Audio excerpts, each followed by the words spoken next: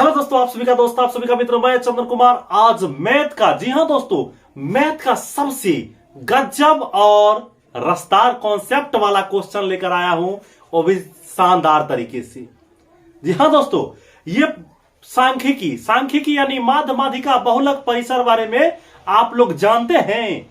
नहीं जानते हैं? अगर जानते भी होइएगा तो बहुत अच्छे तरीके से बताएंगे हम, बात समझे। और उसके बाद नहीं जानते हैं, आपके लिए सबसे शानदार क्वेश्चन है और एग्जाम की दृष्टि से बहुत ही इंपॉर्टेंट है, बात समझे। तो जी हां दोस्तों, ये माध्य माध्यिका बहुलक वाला जो क्वेश्चन आपको सबसे पहले हम बेसिकली बताएंगे और उसके बाद जो है फिर हम इसका सब्जेक्टिव चलेंगे, यानी पहले ऑब्जेक्टिव फिर सब्जेक्टिव, बात समझे। हाँ, तो इसको जो सबसे पहले ऑब्जेक्टिव आएगा तो आप कैसे रटिएगा, नहीं समझिएगा, बात समझे ना। तो यानी कि जो है जब समझ जाइएगा तो कैसा कैसा क्वेश्चन को गर्दा उड़ा दीजिएगा और नहीं समझिएगा कितना रटिएगा। तो आज हम आपको बहुत ही अच्छे शानदार तरीके से माध्य माध्यिका बहुलक और परिसर एकदम चुटकियों में निकालना सिखाऊंगा दोस्तों। बस मात्र 5 मिनट में 5 नंबर।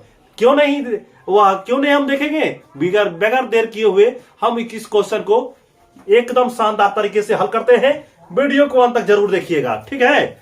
अब देखिए, यानी माध्य क्या होता है दोस्तों? माध्य जो होता है कुल प्रेक्षणों का योग बट्टे कुल प्रेक्षणों की संख्या, यानी कि जितना भी उसका प्रेक्षण है वो उस प्रेक्षण से हम उसका जोड़ करेंगे और उसके बाद जितना संख्या है नीचे से भाग देंगे, जो हमारा भाग करके आएगा आंसर, डिवाइडेड करके आएगा जो आंसर, वही हमारा माध्य होगा, बात समझे। तो एक क्वेश्चन देखिए किस प्रकार से हम बनाएंगे, एकदम चटपटी। देखिए एकदम झटपट तरीके से। माध्य यानी मीन, इंग्लिश में क्या कहते हैं? मीन। अब देखिए हम एक क्वेश्चन लिख लिए, वैसे अगर एग्जाम में दे देगा 1 2 5 8 7 3 3 का माध्य निकाले, घबराइएगा नहीं, कुछ नहीं करना है तो छोड़ दे। नहीं, कैसे छोड़ेंगे? छोड़ना नहीं है। देखिए ये सब 1 2 5 8 7 3 3 है ना, इस सबको क्या करेंगे? जोड़ेंगे। क्या करेंगे? जोड़ेंगे।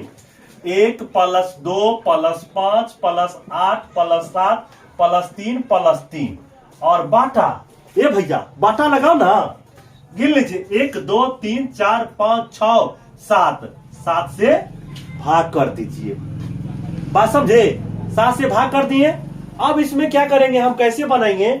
यानी 1 और 2 3 5 8 8 8 16 और 16 16 और 7 23, 16 4 20 3 23 3 कितना हुआ?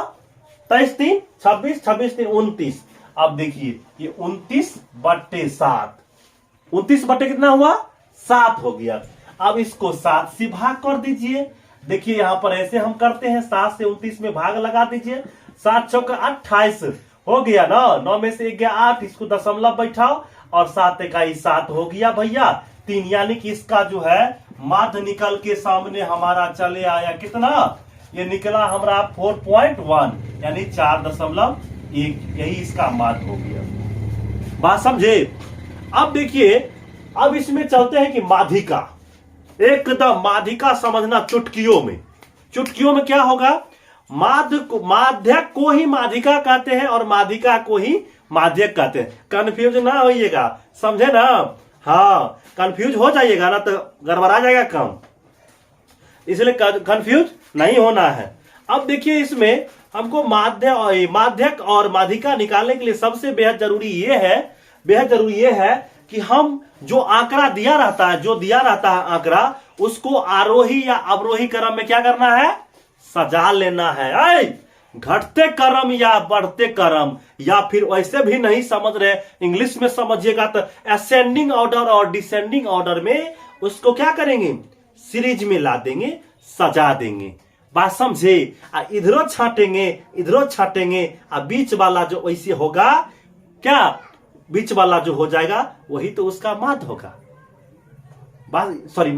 वही तो उसका माध्यिका होगा, समझे। अब देखिए तो उसका माध्यिका होगा, समझे। अब देखिए जैसे मान लीजिए इसी का हम अगर जो है माध्य निकालते हैं, इसी का माध्यक इसी का निकाल रहे हैं, इसी का माध्यक निकाल रहे दोस्तों, तो देखिए सबसे पहले इसको मिटा देते हैं। इसको हम क्या करते हैं? आरोही क्रम को कहते हैं बढ़ते क्रम। क्या करते हैं? बढ़ते क्रम, यानी छोटा से लेकर के बड़े की ओर, यानी बड़े की तरफ चलेंगे। बात समझे? बड़े की तरफ चलेंगे तो सबसे पहले छोटा, उसके बाद उससे उससे बड़ा, उससे बड़ा, जो सबसे बड़ा होगा उसको लास्ट में लिखेंगे। बात समझे? तो हम आरोही क्रम में लिखते हैं, यानी कि किस में? असेंडिंग ऑर्डर, बढ़ते क्रम। समझे ना? देखिए, यानी कि इसको आरोही क्रम में लिख लेते हैं। आरोही क्रम, ये माध्यक निकालने के लिए यहां पर, ठीक है, हम माध्यक निकाल रहे हैं। माध्यक निकालें तो आरोही क्रम में हमको सबसे पहले सजा लेना है। सजाना क्या है? एक सबसे पहले छोटा, उसके बाद 2 है, उसके बाद 3 है ना, उसके बाद क्या है? 5 है, उसके बाद 5 है, उसके बाद 7 है, 8 है। ये आरोही क्रम में दोस्तों मैं सजा लिया, ठीक है, सजा लिए हैं।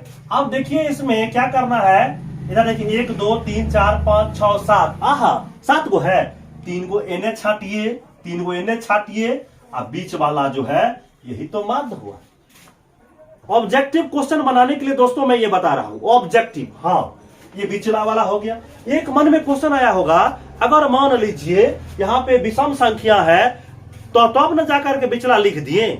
अगर विषम संख्या नहीं होगा, विषम संख्या होगा, मान लीजिए 1 2 3 4 5 6 7 को, एक और संख्या लिख देते हैं, तब क्या होगा? इसका माध्यक जो होगा दोस्तों 3 हो गया इसका, ठीक है।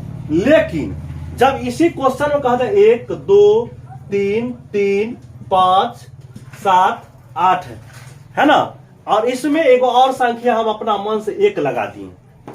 क्या कर दिए? 1 लगा दिए। तो बनाना वैसा ही है, आरोही क्रम में और या अवरोही क्रम में उसको क्या करना है? सजा लेना है ना। उसके बाद से जो है उसको छाटेंगे, इधरों छाट देंगे, उधरों छाट देंगे, और बीच वाला होगा उसको जो है क्या करते देखिए, 1 2 3 4 5 6 7 8 आरोही क्रम में पहले सजा लेंगे। आरोही क्रम में हम सजाएंगे इसको। देखिए 1, फिर भी यहां भी 1 है, 1 लिख दिए, 2, उसके बाद 3 3 5 7 8, ये आरोही क्रम में है। अब क्या करना है? इसको छाटना, 1 2 3 4 5 6 7 8 को है ना, इसको क्या करें? 3 इधरों से छाटिए, 3 इधरों से छाटिए, और ये 2 जो बच गया भाई जी, बचे ना, उसको क्या करना है? अब देखो इसको क्या करना है, अब ये तो 3 2 बीच में आ गया भाई जी। अब ये दोनों बिचला क्या करो? जोड़ किया बट्टा 2 कर दीजिए, यानी दोनों का बिचला वाला को माध्य निकाल दीजिए, मान 2 को जोड़ दीजिए और 2 से भाग लगा दीजिए, एवरेज जिसको कहते हैं, वही तो उसका माध्यक होगा। माध्यक बोल रहे हैं, माध्यिका बोल रहे हैं। बात समझे? हाँ, यानी कि जो है 3 + 3 बट्टा 2, 3 3 6 बट्टे 2, 2 3 6, यानी इसका जो है माध्यक जो हो जाएगा, इसका माध्यक हो जाएगा क्या? 3 हो जाएगा। बात समझ में आया? लगभग समझ में आ गया होगा। अब देखिए बहुलक तो भाई इससे भी आसान है। हाँ, बहुलक जो है इससे भी आसान है।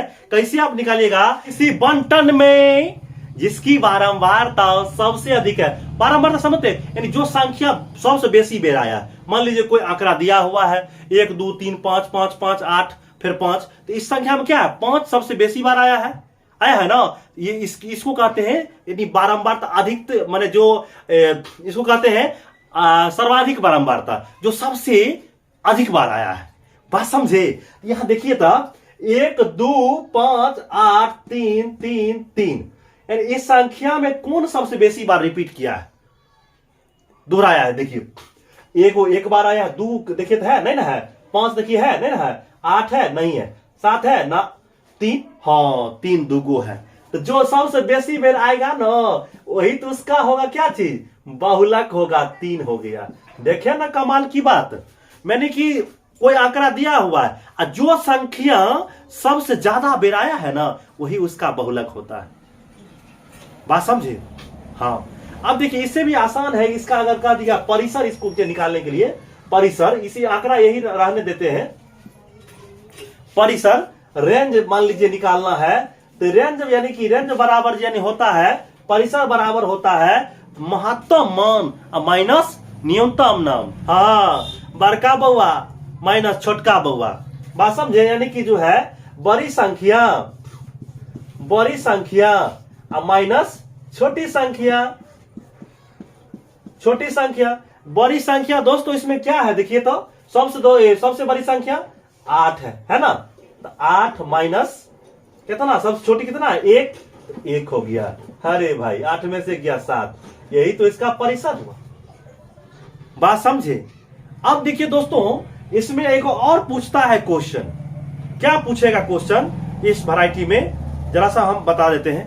देखिए दोस्तों अब इस प्रकार का क्वेश्चन पूछ देता है, यानी कि जो ऑब्जेक्टिव टाइप में क्वेश्चन कहेगा प्रथम 3 लगातार सम संख्या, विषम संख्या या पूर्ण संख्या या अभाज्य संख्या का माध्य निकालें।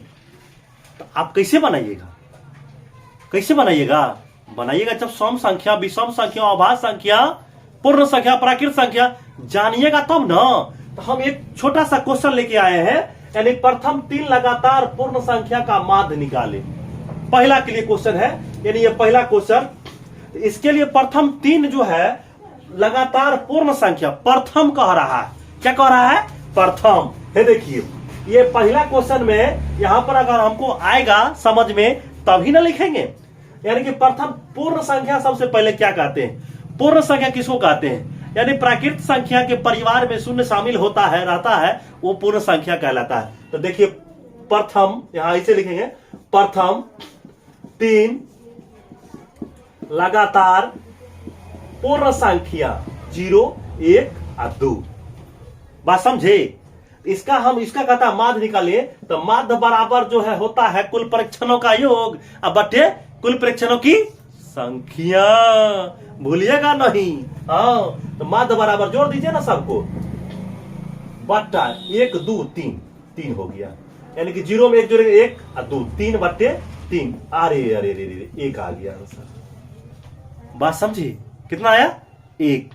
अगर पूछ देता यहां प्रथम 3 लगातार प्रथम 5 पूर्ण संख्या, कुछ नहीं 0, 1, 2, 3, 4, 5। बात समझे। देखिए इसमें चलते हैं, इसको देखिए जरा सा, ये 2 नंबर को। प्रथम 5 प्राकृत संख्याओं का माध्य निकालें। किस प्रकार से बनाएंगे? 5 प्राकृत संख्या, गिनती की संख्या को क्या कहते हैं? प्राकृत संख्या कहते हैं। हाँ, प्राकृत संख्या वही होता है गिनती की संख्या। ठीक है। अब देखिए इस क्वेश्चन को यहां हम हल करते हैं। यहां हल करते हैं, यानी प्रथम 5 प्राकृत संख्या। देखिए प्रथम 5 प्राकृत संख्या सबसे पहले लिखेंगे 1, 2, 3, 4, 5। यही ना होता है प्राकृत संख्या, गिनती की संख्या है। हाँ, अब देखिए माध्य निकाल ना लीजिए। माध्य निकालिए तो माध्य बराबर सबको जोड़ दीजिए, 1, 2, 3 और 4 प्लस 5 बट्टा जो है क्या संख्या 1, 2, 3, 4, 5 से भाग दे दीजिए। 1, 2, 3, 3, 6, 4, 10, 5, 15 बट्टा 5, 5 3 15, यानी कि इसका जो आंसर आ गया 3। ऐसा भी क्वेश्चन आपको बिहार बोर्ड हो या चाहे दुनिया का कोई बोर्ड हो, उसमें ये माध्य वाला क्वेश्चन जो है पूछता है, तो ऐसा ही बनाइएगा और इसकी क्वेश्चन जो है आपके एग्जाम में जरूर आएगा। बात समझे। अब हम इसका जो है सब्जेक्टिव क्वेश्चन पार्ट 2 में बहुत ही जल्दी आप लेकर के आप लोगों के सामने जल्द आ रहा हूं। बात समझे। आज के लिए इतना ही। जय हिंद।